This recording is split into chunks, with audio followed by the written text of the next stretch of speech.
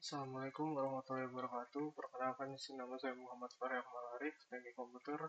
Ini merupakan video tugas metode numerik saya. Tugas mata kuliah metode numerik saya yaitu tugas implementasi metode numerik bagian 1. Jadi untuk implementasi metode numerik bagian 1 ini saya mengambil project yaitu Simple Linear Regression di sini dan menggunakan source code dari kitab ini. Simple Linear Regression. Jadi sini sudah saya buat laporannya sebelumnya, ringkasan dari project yang sudah saya ambil, yaitu memiliki topik yaitu regresi linear sederhana untuk prediksi gaji karyawan. Jadi deskripsi masalah ini dalam manajemen sumber daya manusia itu seringkali itu kompensasi itu yang adil seringkali menjadi tantangan penentuan kompensasi. Jadi salah satu parameter objektif yang paling umum digunakan itu adalah durasi pengalaman kerja profesional atau pengalaman kerja. Nah, masalah itu muncul ketika perusahaan perlu menentukan standar gaji bagi posisi baru atau menyesuaikan gaji karyawan lama tanpa adanya acuan matematis yang jelas. Nah, jadi di sini digunakan suatu data historis untuk menunjukkan adanya korelasi positif antara masa kerja dan pendapatan. Namun, fluktuasi data itu seringkali menyebabkan estimasi manual yang akurat. Jadi, untuk menyelesaikan masalah itu, diterapkan proyek implementasi metode numerik linear regression sederhana ini. Tujuannya adalah untuk menerapkan metode ini untuk membangun model prediktif yang mampu mengonversi data pengalaman kerja dalam bentuk tahun menjadi estimasi gaji dalam pendapatan tahunan melalui pemanfaatan data historis berupa dataset salary data.csv atau data gaji dalam bentuk Excel ini. Nah, model ini memiliki tujuan untuk memberikan solusi berbasis data yang dapat meminimalisir subjektivitas dalam pengambilan keputusan finansial atau menentukan gaji karyawan. Baik, masuk ke bagian implementasinya. Di sini saya akan menguraikan konsep metode numerik yang digunakan terlebih dahulu. Jadi, untuk metode numerik yang digunakan dalam proyek ini adalah analisis regresi linear atau linear regression menggunakan pendekatan ordinary least square atau LS atau metode kuadrat terkecil. Dan secara konsepnya itu regresi linear ini berusaha menarik sebuah garis lurus terbaik di antara sekumpulan titik-titik data, sehingga jarak antara titik-titik data tersebut itu dengan garis regresi menjadi seminimal mungkin. Persamaannya itu ada Y sama dengan beta 0 tambah beta 1X tambah epsilon.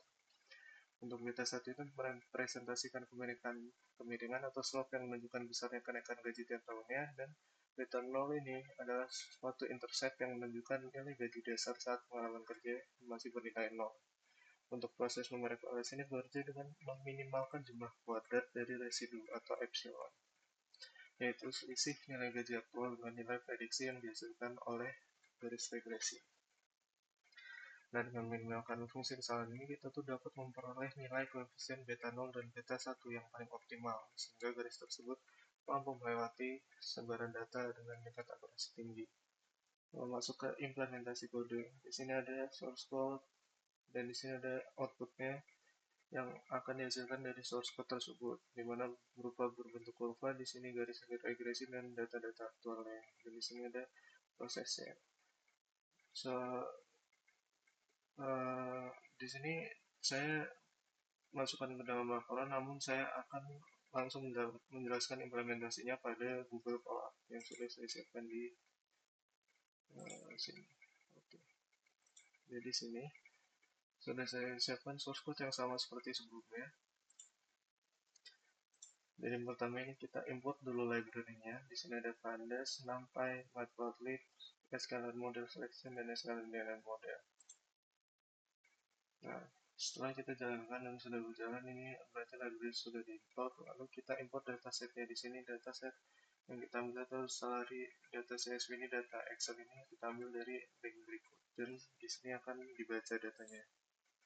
Nah, sudah berhasil. Lalu selanjutnya data yang sudah kita ambil tadi akan dikonversikan menjadi sumber X dan sumber Y. Sumber X ini merupakan years experience atau pengalaman bekerja dalam bentuk tahun, dan kolom salary atau gaji dalam sumber Y.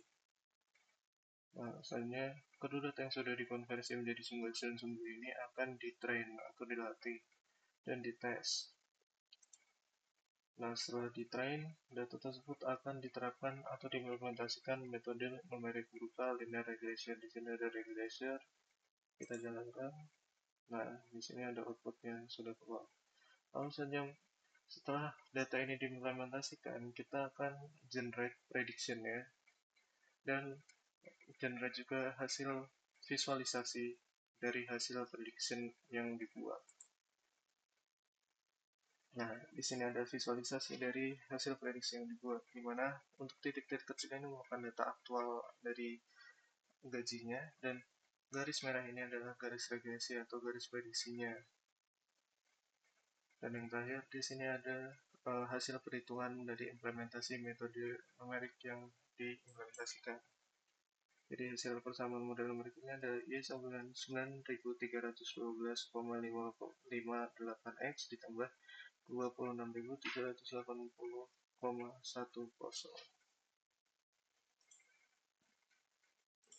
Nah, sama seperti tadi dijelaskan, pertama itu mengimpor library, membuat dataset, selanjutnya untuk mempersiapkan variabel, lalu pembagian data di mana data dibagi, untuk yang beberapa bagian dilakukan tes dan bagian di train, lalu ada pelatihan model, dan yang terakhir ada visualisasi dari hasil prediction yang dibuat.